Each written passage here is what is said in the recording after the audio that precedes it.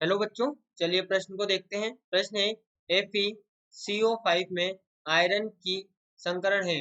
विकल्प ए sp3d, विकल्प B dsp3, विकल्प सी sp2d2 और विकल्प डी d2sp2।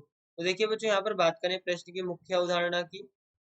मुख्य अवधारणा तो बच्चों यहाँ पर समझें कि हमें यहाँ पर दिया गया है कोऑर्डिनेशन नंबर 5। कोऑर्डिनेशन नंबर 5 हमें यहाँ पर दिया गया है, जिसमें कि बच्चों यहाँ पर दो संभावनाएं होती है। एक होती है sp3d और दूसरी होती है dsp3। sp3d को बच्चों यहाँ पर आंतरिक कक्षक, यहाँ पर बाह्य कक्षक संकुल कहते हैं। बाह्य कक्षक संकर। वहीं पर बच्चों यदि बात करें हम dsp3 की, तो यहाँ पर इसे आंतरिक कक्षक संकर कहते हैं। आंतरिक कक्षक संकर। अब बच्चों यदि हम बात करें यहाँ पर कोऑर्डिनेशन नंबर 6 की, ये अभी तो यहाँ पर हमें कोऑर्डिनेशन नंबर 5 दिया हुआ है, हम देख सकते हैं यहाँ पर। लेकिन बच्चों यहीं पर यदि हम कोऑर्डिनेशन नंबर 6 की बात करते हैं, तो कोऑर्डिनेशन नंबर 6 में क्या होता है कि 3D8 से 3D10 तक बैक पेयरिंग नहीं होती।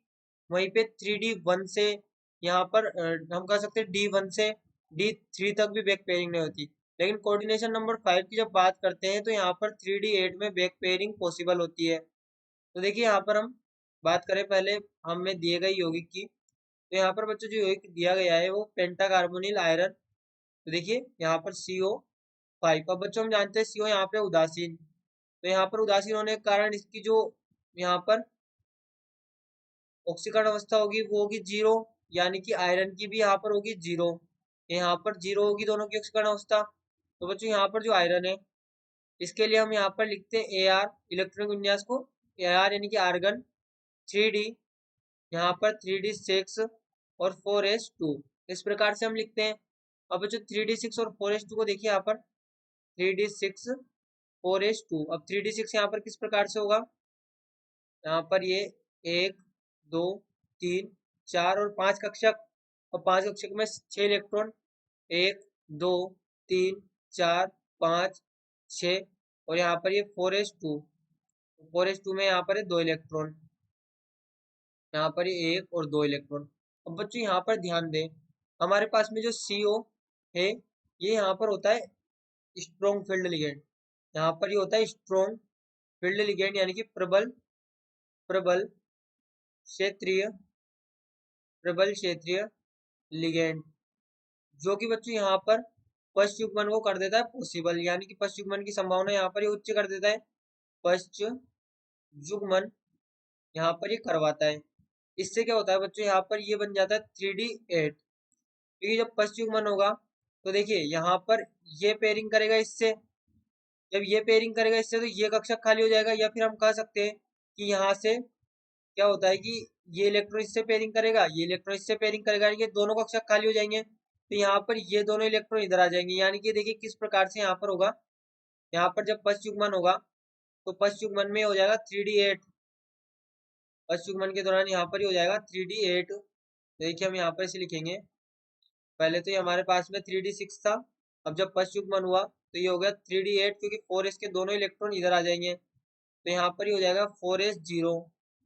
तो जब हम इसे यहाँ पर बनाएंगे तो ये होगा इस प्रकार से,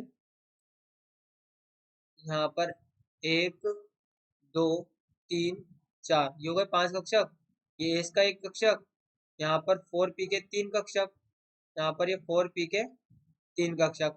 अब बच्चों यहाँ पर समझे 3D8 दिया गया है, यदि हम नॉर्मली भरते तो 1 2 3 4 5 6 7 8 इलेक्ट्रॉन भर गए, 4s के भी दोनों इलेक्ट्रॉन इधर आ गए। अब बच्चों होता क्या है कि जब पश्च युग्मन हो ही रहा है तो 4s के इलेक्ट्रॉन तो इधर आ गए पश्च युग्मन के दौरान, ये इलेक्ट्रॉन भी इधर आएगा, तो यहाँ पर ये इस प्रकार से होगा।